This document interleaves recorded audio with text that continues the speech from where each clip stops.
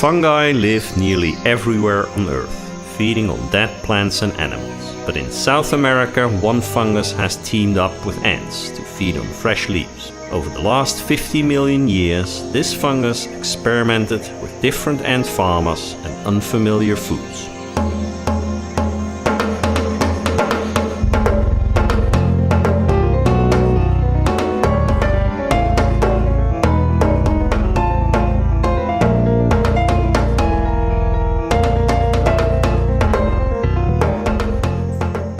This caterpillar poo really stinks. Don't worry, I'm not about to eat it. It's for our fungus garden.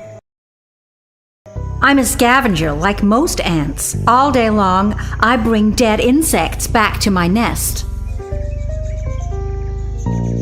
These scale insects suck plant sap. I'll drink this sweet liquid and regurgitate it to my queen, the young workers, and the larvae. Wow! Those ants live very differently from my species. We don't eat or drink leftovers. We grow our own food. Let me show you. I spend my days caring for this garden. Right now, I'm planting more fungus on caterpillar poo.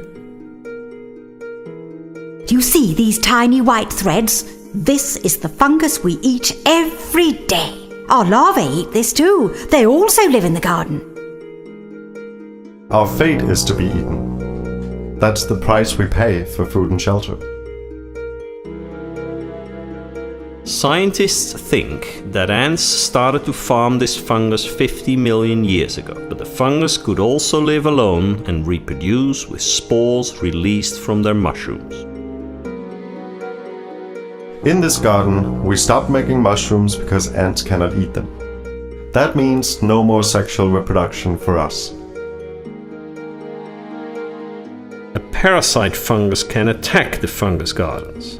It invades from outside. It feeds on the ant fungus only.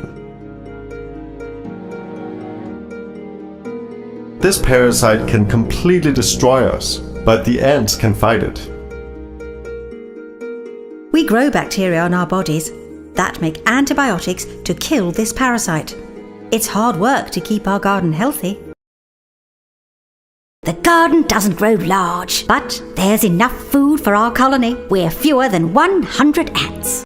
Our life with the ants is not perfect. Because we're so crowded in these chambers, the parasite is a big problem. Our free-living relatives suffer far less. That's why we keep the option to live alone. We cannot survive without the fungus. It's our only food, and we can't hunt or eat dead insects like other ants.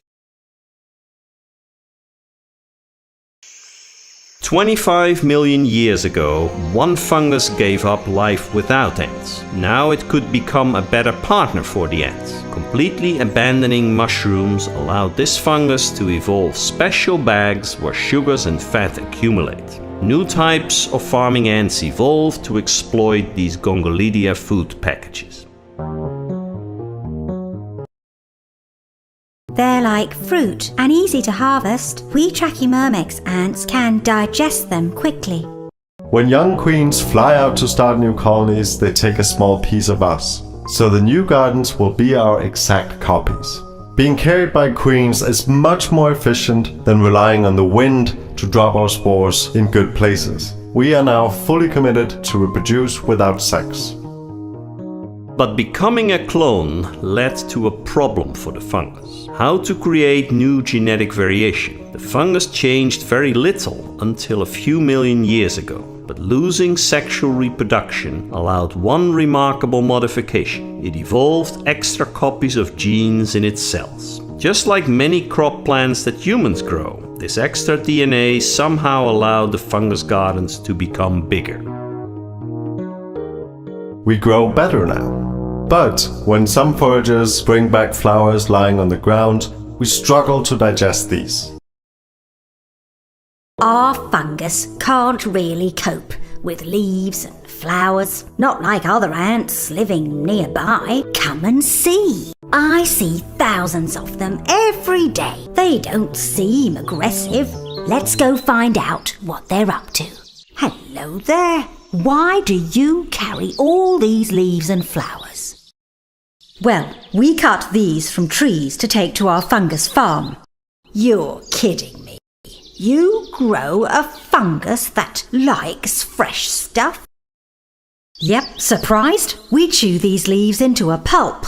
Our fungus loves it.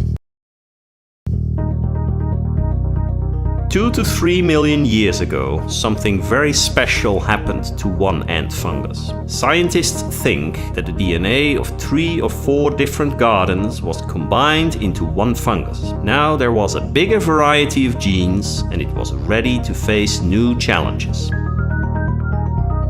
Fresh leaves have toxic chemicals to stop herbivores eating them, but we can produce enzymes that make them safe to eat. The gongolidia we eat are full of enzymes, and these survive through our guts, so our poo is very potent. It's a trick we invented to make ants move our enzymes to the new leaf pulp so we can digest it quickly. Having these little helpers is great. Ant colonies make hundreds of giant queens every year. They are experts at starting copies of the garden elsewhere. Body is full of fat and proteins, so no need to get food outside for the first workers. We're over 1 million workers here, and our fungus farm takes up hundreds of chambers. Soldiers have powerful jaws to attack invading army ants, but our biggest threat is our old enemy, the parasite fungus. Human farmers know that diseases often wipe out single crops grown in one place for many years. The ants can prevent this with novel chemicals. When I find the parasite fungus, I kill it with antibiotics from my glands. It's easier than growing bacteria on our body. See? I'm just the right size to squeeze in among the fungus and inspect. We are also very careful with our waste. Ants who work in the dump are not allowed back inside the fungus chambers, so they cannot make us or our gardens sick. I'm the mother queen.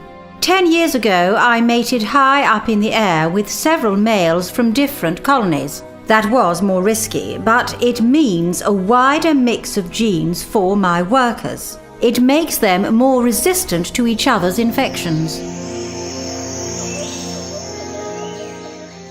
Do you know that many of us are half-sisters? We have several fathers, we come in different sizes, and we all have assembly line jobs.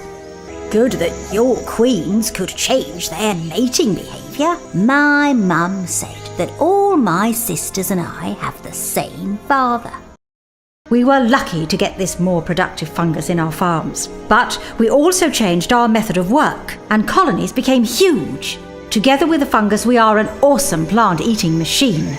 Living with ants meant losing our sexual reproduction. So we had to wait many million years for sufficient genetic changes to evolve new ways of living. Digesting fresh plants was a big breakthrough, but this is quite recent. It makes us unique among the fungi. Together with the ants, we are now the foremost herbivores in Latin America.